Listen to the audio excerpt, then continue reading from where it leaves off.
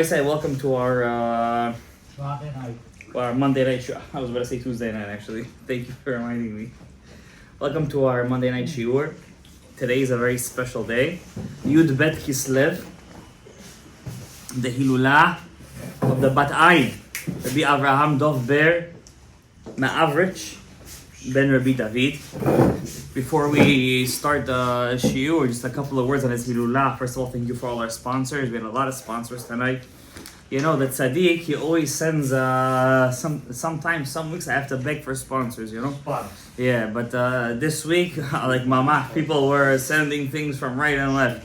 So to all our sponsors, I want to say David Bnei Chadam, anonymous sponsors, and also Rahman Arizal Ben Adina Bracha, Shizkel Zivu Gagun. Hashem Yirech et Kulchem B'Refuah, B'Bracha, V'Atzlacha, Yishod B'Olot, B'Kol HaBrachot. Everyone who gave to this shiur, it should be blessed.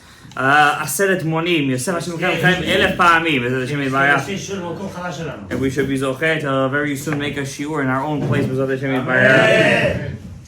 Y'chol Me'etav V'chen, so Nomar. Amen. Zchut HaBat Ayin should be on you. First of all, a couple of words about the Bat Ayin. Today is the Hilulah of one of the greatest Hasidic leaders in the past couple of centuries, Rabbi Avraham Dov Ben Rabbi David Ma'avrich. His book is named Bat Ayin. You could actually find it in every bookstore. It's a very popular sefer and not so much learned because it's a very tough book to learn.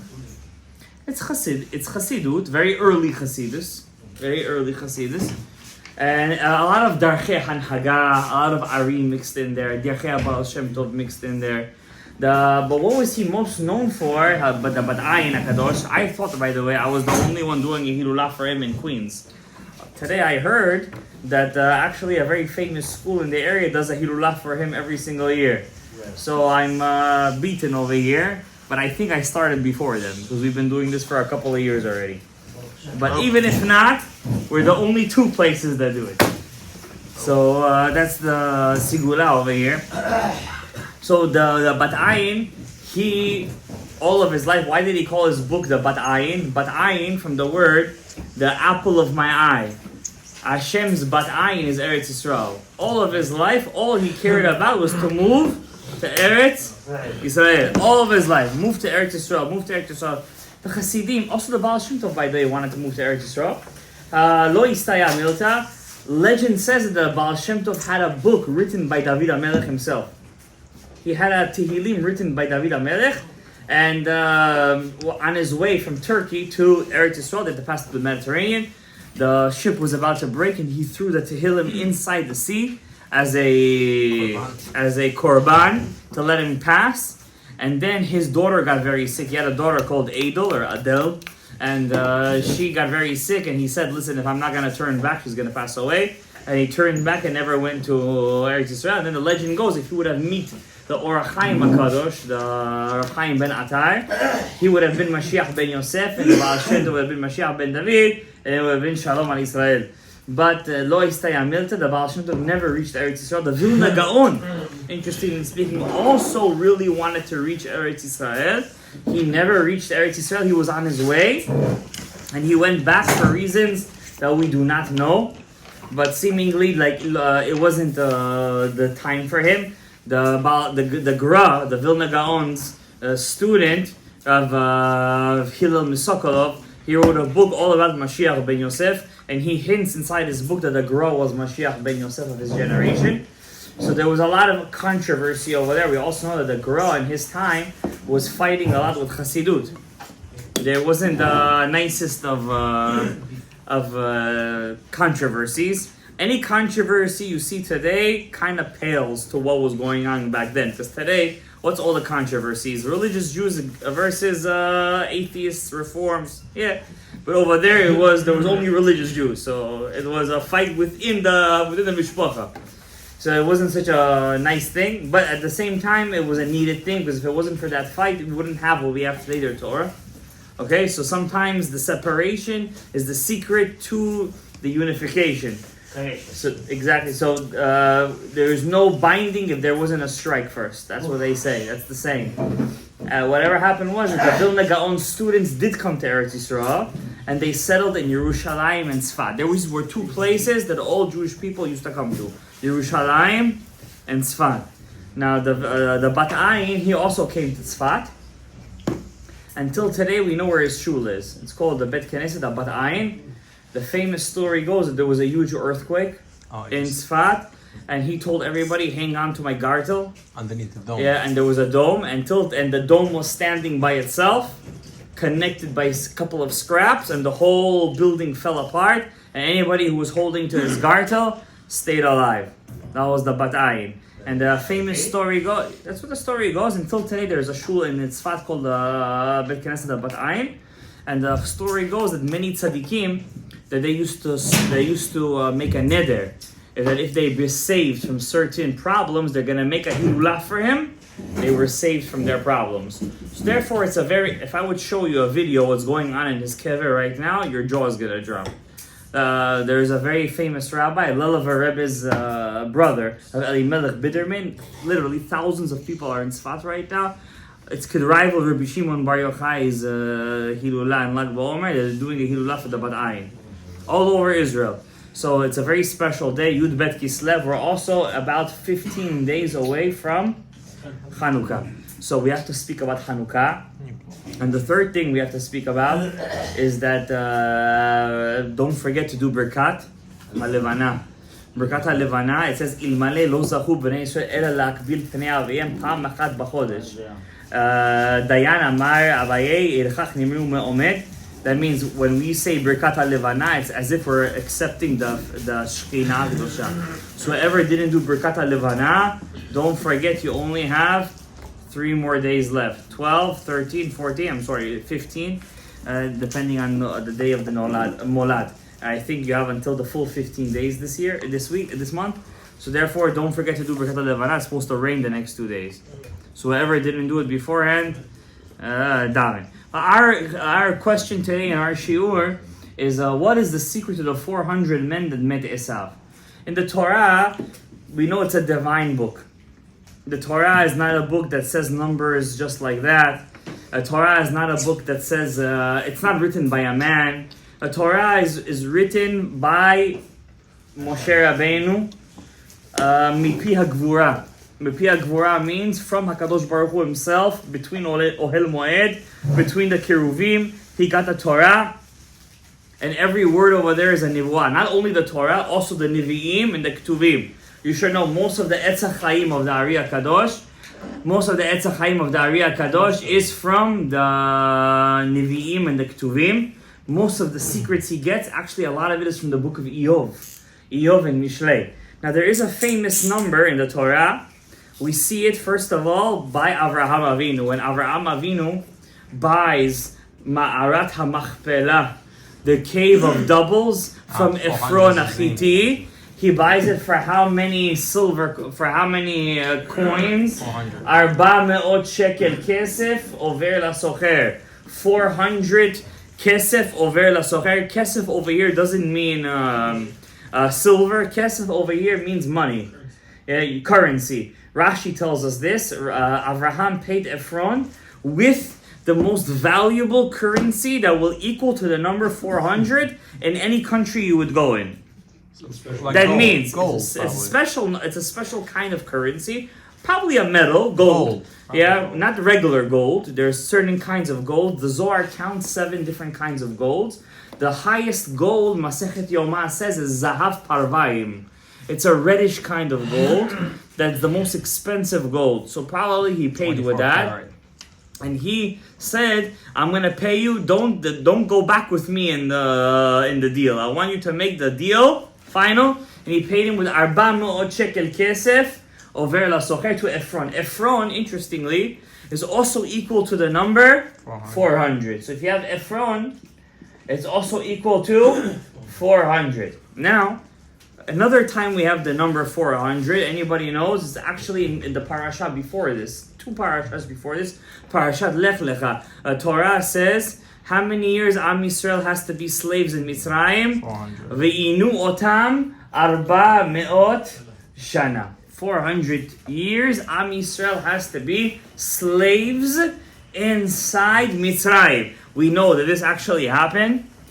The Rashi, first of all, the Torah really throws us into a crazy tailspin. Because first of all, we know we were there for only 210 years. How do we know this? Yocheved was born as we got inside Mitzrayim. She had, that's what Rashi says, but still, what's the kasha? She had Amram, she had Kehat when she was, Yocheved was born Ben Achomot. Yocheved was the mother of Moshe. She was how old? 130 years. And Moshe was how old when he took the Jews out? 80 years. 210 years. So how do we know that's 210? Yocheved was 130 years old. 130. Exactly. Also, Chava was 130 years old when she had Sheth. And we know Sheth is Hevel, which is Moshe. And then he was 80 years old. That's Mefurash in the Torah. So 80 plus 130 is 210. Whatever happened to the other 190 years. That's it. Poof. We know the Torah doesn't lie. Hashem said, V'inu otam arba me'ot shana, 400 years. They have to be in there how long? 400 years. What happened? But anyways, the Torah says 400 years. Then Rashi brings a tshuva from the Gemara. Rashi never brings anything from his own mind. Rashi always quotes a medrash. You should know that. That's the secret over here. The question is, which medrash is he quoting, and why does he choose that midrash? That's the big question. What was Rashi's question? So Rashi says that the exile started from when? The birth of Yitzchak. And if you count from the birth of Yitzchak till Yetziat Mitzrayim, it's 400 years. The only problem is that the Torah, when it counts in Parashat Bo, when we left Egypt, what does it say? What number? 430 years. Where did the number 30 come from now? So now we have to count from Brit Ben HaBitarim. You understand? And why do we able to call Avraham a ger? Because he calls himself a ger when he buys the Mata Machtal. What does he say? Ger v'toshav anochi imachem. Okay, but it's a cute answer, but we have to know the secret behind this. It's not the pshat is pshat. It's very cute, but we have to know the secret behind it. Our shiur is not about that specifically. We're just mentioning it on the way. There's a lot of kashas over here. Remember, the Jewish people were not afraid of questions. You understand? The Crete Machs, for example, have a very big question. They say Yoshka is Mashiach, but at the same time, they believe he's a descendant of King David. But they also say that God was with Miriam, and then so how is he the son of King David, and he's also the son of God at the same time? So there's a very big question that to deal with. It's not our question. Ramban, Nachman Ariz asked this question to Pablo Cristiani. It's the only written debate that we have from the time of the Rishonim.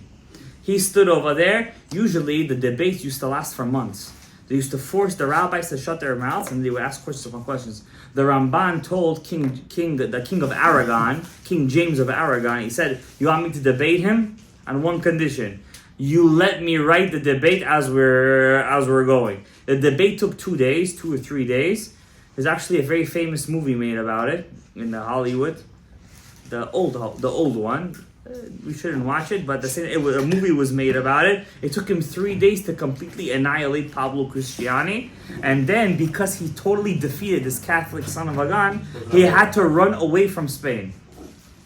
And where did he go? Egypt. That's the Rambam. I'm saying the Ramban. Where did he? With the nun. Where did he go? Eretz Yisrael he went. And when he went to Yerushalayim, how many Jews did he find over there? 9. There was not even minyan for Rosh Hashanah. Where did he go after? To Hebron. Over there he found a sizable community. Over there he passed away. The Ramban, till today, is buried in Hebron. Very interestingly speaking, the Rambam is buried where?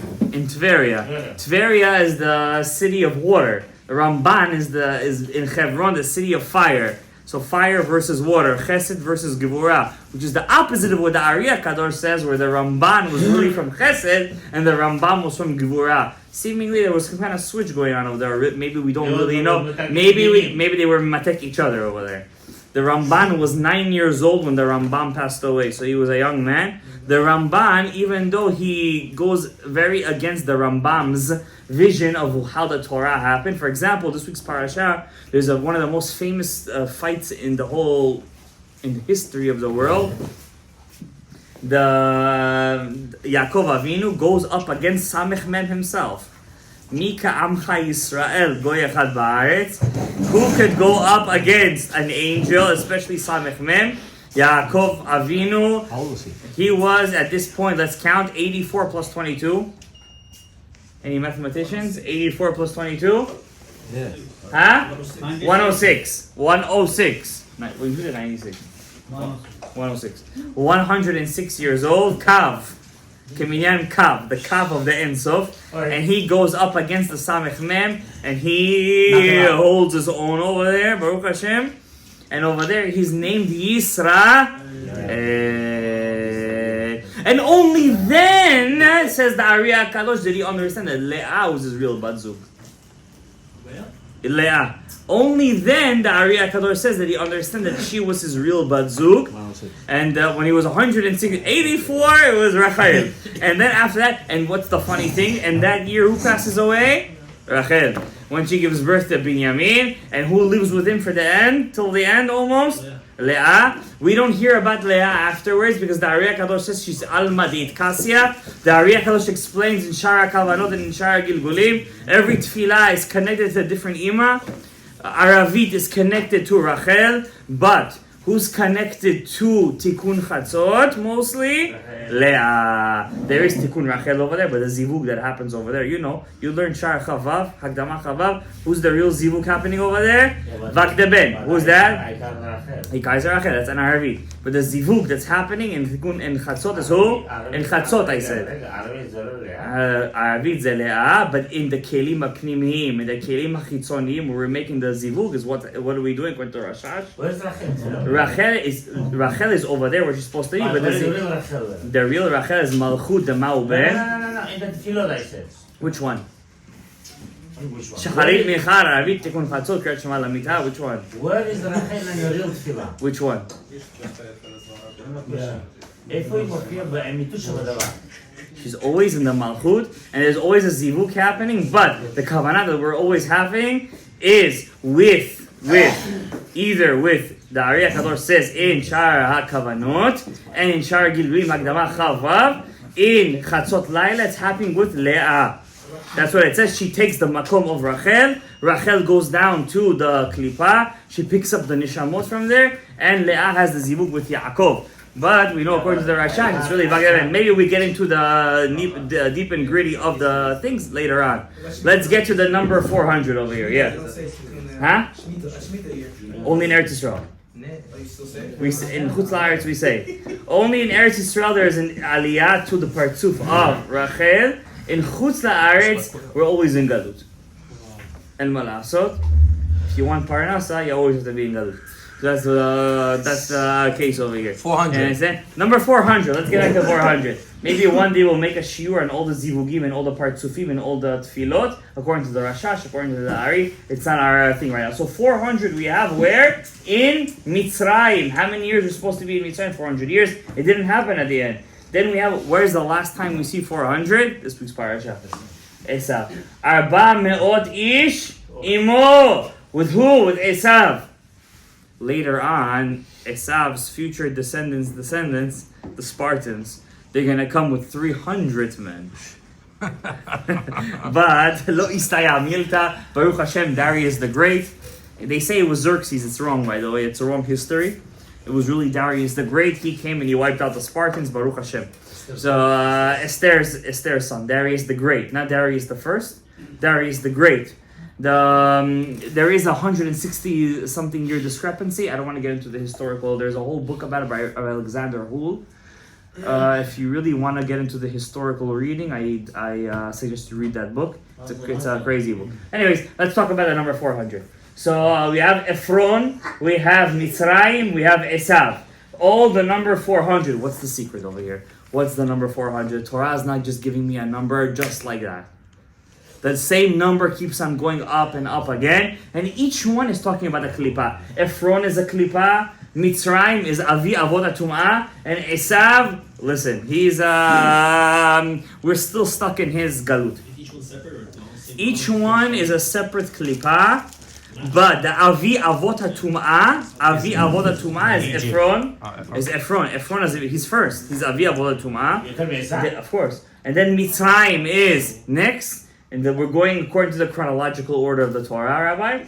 And then we have Esav. He's the last klipa over here. Now, what's interesting, I was learning Otzrot Chaim. Very soon I'm going to make another Siyum Bezrat Hashem Yitbarach. I'm almost coming to the end of it again. And with the Pirush, with the Ranash and the Remez, or Moshe Zachuta. I'm telling you some stuff I learned over there. I was in Olamot Elyonim. B'zchut Bad Ayin, we're saying this. I want to say something interesting over here, that the Yitzchak Avinu says the Ranash, Rav Natan Shapira. There's two Rav Natan Shapiras. One is the Perush and the Otzrot Chaim that we have, the Ari Kadosh. One is the original Rav Natan Shapira, Baal HaMegale Amukot. He was the chief rabbi of Krakow, Poland, before the Bach, the Beit Chadash. And Rav Natan Shapira, the first one, the Baal Megale Amukot, has a Perush on the Torah, and in one of his Perushim, I put this on my status. I blocked all my stuff over there, so I can't really see who sees it or not. I posted it this past, I think Wednesday or Thursday. We were there together, right? When I posted it. It's a book in Sefer Shoftim. It says over there, in the Sefer, it says over there that there was a time in Am Yisrael. Whoever's listening, whoever's not on the phone, obviously, please remind me to get back to the number 400 afterward. There is a part in the Sefer Shoftim that says over there that there was a civil war between Shevet Binyamin and 10 tribes. Now, by Shevet Binyamin, guys, remember, he was the only one that didn't bow down to Esav. Mm-hmm. So Shevet Binyamin has a specific, special koach. Now, the book of Shoftim says when they used to shoot, they never used to miss. Sniper. Yeah, boys. Every time they go, boys. They know what to do. Yeah, tu, se, chol, fine. Always they hit the matara. You understand? It's the explanation. They used to do the slingshot over there. Every time go, never used to miss. So this Shevet Binyamin, one time one guy had a pilegish. You guys know the story. I said this to you guys 100 times. He, let's just say one part of the Gemara, Masechet Gitin says, she was cooking, she was a very dirty woman, and he found a fly in his food. He said, yup, and he threw the whole table on her. She ran away to her father's house. He went after her. On the way back home, he stopped off in Yerushalayim. Back then, Yerushalayim was not there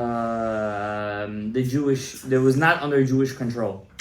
It was called Ir Yevus. That's what his name was, Yevus. When he got over there were a couple of, Bnei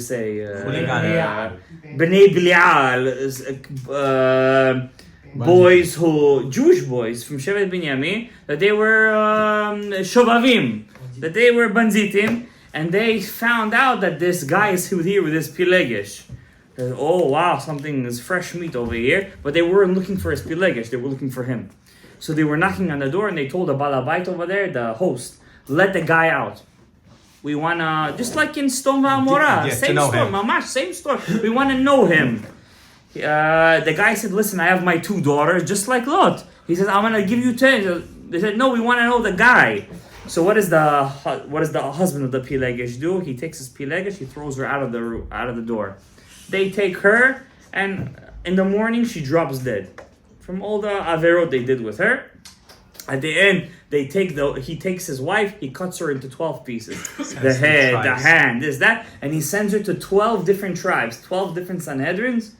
Civil war happens. What does it mean? They said, listen, look, Am Yisrael. They just left Egypt 100 years ago, and look already what's happening over here. Already democracy, already progressives going on over here. Am Yisrael, no embaya.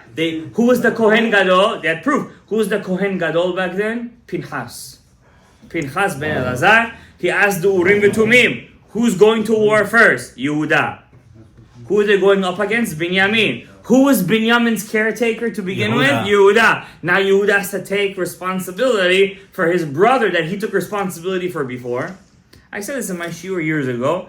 He goes to war. Who wins? One tribe versus 10. Binyamin wins.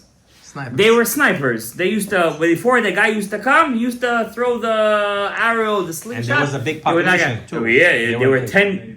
The one tribe had 10 sons. Right. So they were a very big population. And they were also in the center of Israel, so they're a very strategic spot. Anyways, Am Yisrael goes back to Mishkan Shiloh. They cry. They're crying. They said, Hashem, we're doing teshuvah. Chatanu, avinu. They're doing teshuvah. Why did they do teshuvah? What does Rashi say over there? We should have first went to Binyamin and did Kiruv first. First, we should have done teshuvah. What did we Sraza do? Fight. We went to war first.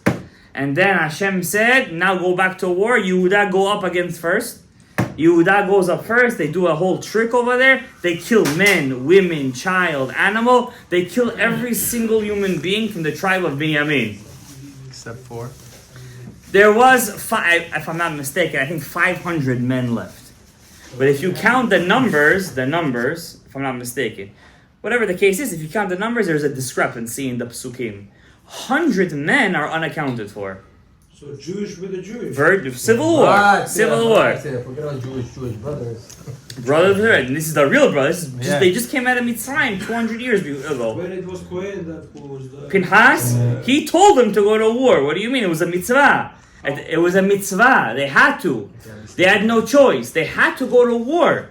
But the problem is, if you count the numbers, 100 men are unaccounted for. So again, 400. Again, it gets to the number. No, it was supposed to be, I don't remember, 5 or 6, but 100 is gone.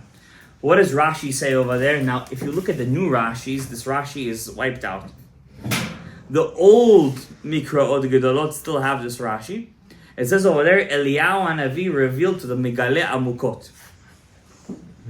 Those 100 men ran away to Rome and to Germany, and they founded the first Jewish settlements in Rome and Germany. Interesting. That's what it comes out to over there. So we see over there that Shevet Binyamin continue, at least those. Now later on, the leftover 400 or 500, whatever the number was, they were who? The house of Shaul. Yeah. The house of Shaul. Now, Rav Natan Shapira says, now what did I say all of this? That's the first Megale Amukot. I saw this Rashi. Listen, I'm a historian. I love history. I teach history for years. I saw this Rashi, I fell on the floor. If I post something, it's only something that amazes me. So that's something that amazed me. The fact that he brings out a proof that Eliyahu Hanavi, Gila, Le Megale Amukot, that those 100 men started the first Jewish settlements in Rome and Germany, literally excited me. It's very... Rome, that's one place. And then in Germany, they founded another settlement of Jewish people. That's already before the first Beit HaMikdash, they already founded settlements over there. Unbelievable. Now, what's crazy over there, I saw a book, it says over there, how come Ashkenazic Jews over there were more, during the Crusades, they all gave their lives off to Kiddush Hashem? Because they already lived. Because they were from Shevet Binyamin, and Shevet Binyamin didn't bow down to Esav. And because they were from Shevet Binyamin, they never ever, and also Mordechai was from Shevet Binyamin, that's why he wouldn't bow down to Esau.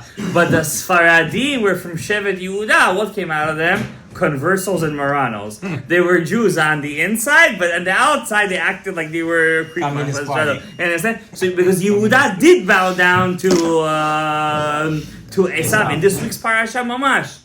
Now what's with this number 400? So the second bag, Megale Amukot, says that the Ari Kadosh says that the Yitzchak Avinu wanted to be mamshich, the power of the Shekhinah to Esav. The power of the Shekhinah, Gabriel, you're not listening. You're listening to me or no? The power of the Shekhinah to Esav. Now, whoever's in Masha'ar or Rashi Urim, he knows that the Shekhinah has many names. God's divine presence has many names. For example, what did we learn? Tefillin Shel Yad is another name for the Shekhinah. What else we learned? Yam. The sea is another name for the Shekhinah. What else? Bakol. Hashem Berach et Avraham. Bakol is another name for the Shekhinah. Ko. We've been learning it later. We've been learning all this couple of weeks. Ko is another name for the Shekhinah. V'ko tidaber. Ko tevarechu et Bnei Yisrael. What else we learned? Zot HaTorah. Zot is another name for the Shechina. There's another name for the Shechina. We didn't get to it. I mentioned it, but we didn't get to it in deeply. Another name for the Shechina is the word tzedek. Tzadik. You see it in the thing? Tzadik Dalet Kuf. Tzedek, righteousness. Melech ohev, tzedakah umishpat. What's the secret of tzedakah umishpat? Tzedek, which is righteousness, is another name for God's divine presence. Here is the secret. If says Rav Nathan Shapira, אתה לא שמעת על זה או לא? אבל אני אומר לך עכשיו. If you take the number tzedek and you combine it with Esav, which is 376, what do you get? I'm going to do the math for you. Rasha. Yitzchak wanted to bring the tzedek, which is the malchut, to Esav. But he didn't realize if he combined the both of them, says the Ranash, what do you get? You get Rasha, an evil man. But if you combine, says the Ranash, tzedek with Yaakov, what do you get? Esav. Oh, yeah. So when Yaakov said Ani, Esav bechorecha, he wasn't lying. Wow. Because what bracha was he giving him? What was the bracha of Yaakov? I'm giving you the malchut, I'm giving you the shechina. And the shechina, says the Ranash, is what? Tzedek, righteousness. But when you add righteousness with Yaakov, what do you get? Esav. He's the real. Yaakov was saying, I'm the real Esav. I'm your real Bechor. I'm your real Bechor. And therefore, I have to get the Berachot. Yitzchak didn't understand that. Because tzedek, righteousness, with Esau, what do you get? A Rasha. A Rasha. Because Esau couldn't hold the power of the Shekhinah. He couldn't understand what's the Shekhinah. His whole mind was what? He was red. What's the color of Shekhinah? Red. Blue. Red. The real Shekhinah, the Din. Din is what? Red. The Mituk is Tchelet. You understand? The color of the Shekhinah is red. How do we know? The Shekhinah in this world is what? Our wives. Our wives has Dam, Nida. She has 5 pure bloods and 5. These days we don't know how to tell the difference, so we make every blood tameh. But really there's 5 pure bloods and 5 impure bloods. The color of blood, red, is the color of the Shekhinah, Dam. When I take the word Dam and I add to it Yud-K Vav-K, which is the letter Aleph, what do I get? Adam. Because a human being, Adam was meant to uplift. What's the name of our shul? Of our base medrash? We should call ourselves really a base medrash. Leshem. What's Leshem? Not Leshem. Leshem is La'akama Shchinta Me'afara. As you guys are sitting over here today and listening to this shiur it's a shiur of Sod, really. I just hide it in a lot of things. I just clothe many things. You're picking up the Shekhinah as you hear these things. Because nobody will tell you these kind of things. Now I'm going to tell you something crazy.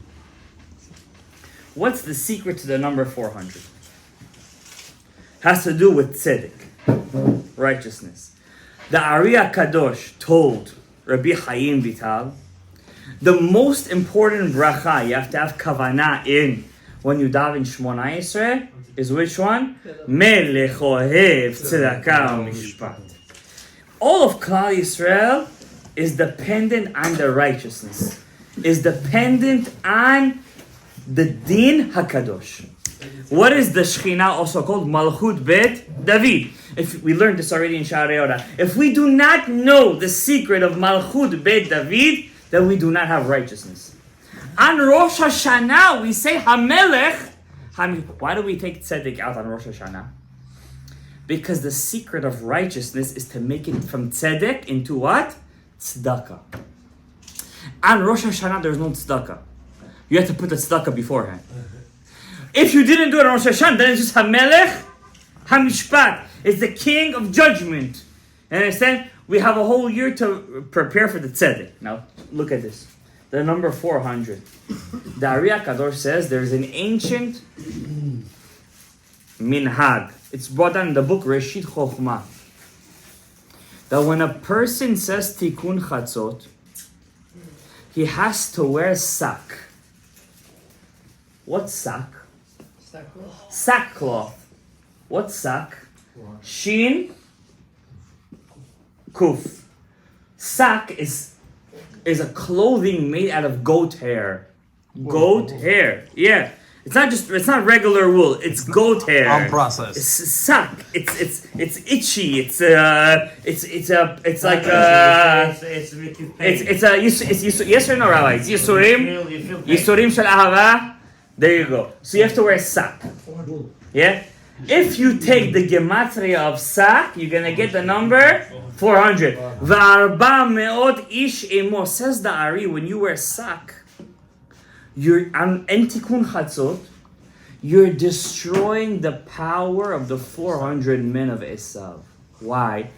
If you look at the book of Ovadia, which is this week's Haftarah, at least according to the Ashkenazim, it says over there that the house of Esav will be Kash. What's Kash?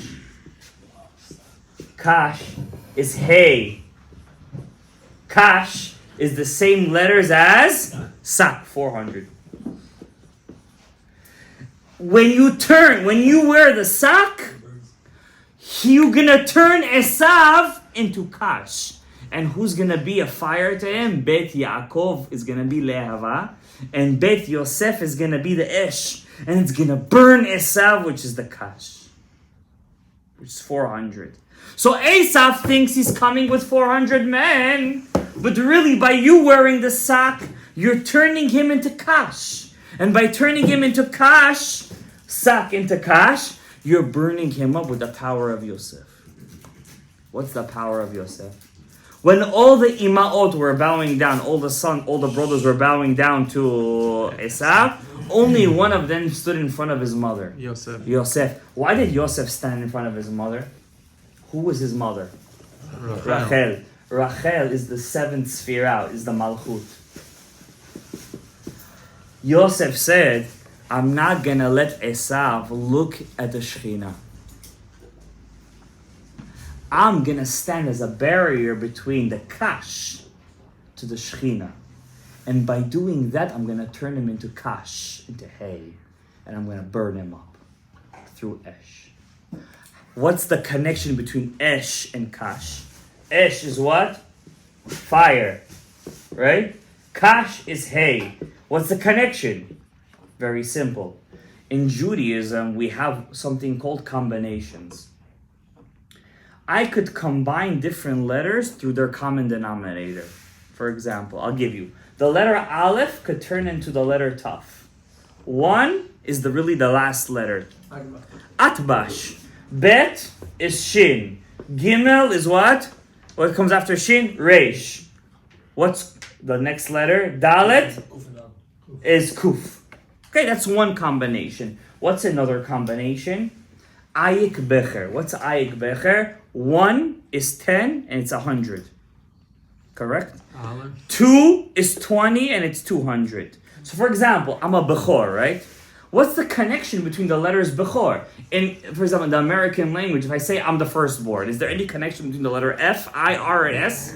No. Some guy thought of a language, I don't know, from Dora Pelaga, he came up with first. In Judaism, it's not like that. Look at the letters. Bechor in Hebrew is what? Bet, Chaf, Reish. Bet is how much? 2. Chaf is how much? 20. Reish is how much? 200. He's all Chokhmah. The Bechor is all Chokhmah. What's the second sphera? Chokhmah. He's the Chokhmah in the ones. He's the Chokhmah in the tens. He's the Chokhmah in the hundreds. Now check this out. Esh and Kash. I have Shin over here, Shin. The Shin never changes. Now look at the Aleph and the Kuf. Aleph is how much? 1. What's the next number after 1? 10. 10 is how much? Yud. What's the next letter? Kuf. 100. The Aleph has the ability to turn into the letter Kuf.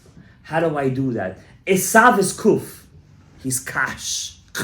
K. You know the letter K.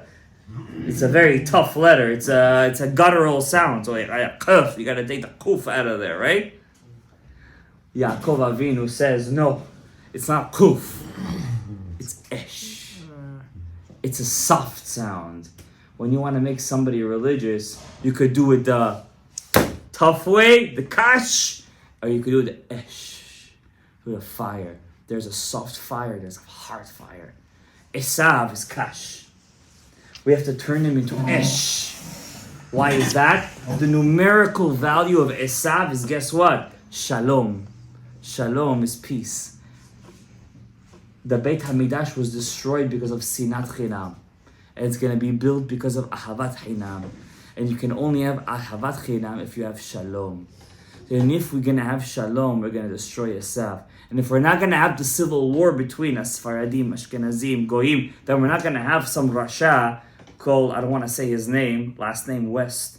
He calls himself right now the guy with the mustache. A lot of kids today wear his shoes over there and giving, by the way, wearing his shoes, they're giving achizah to the klippah. Because when a Jewish person wears a Rasha's shoes, he's giving achizah to the klippah.